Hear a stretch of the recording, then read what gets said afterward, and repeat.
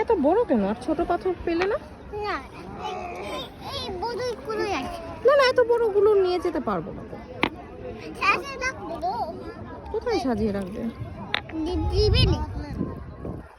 এতগুলো পাথর তুমি সাজিয়ে রাখবে? ওগুলো নয়, একদম ছোট কিউট কিউট কয়েকটা নাও না।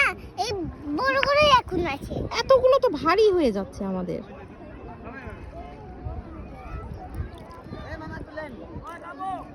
এটা দিয়ে কাটবনি। ও না,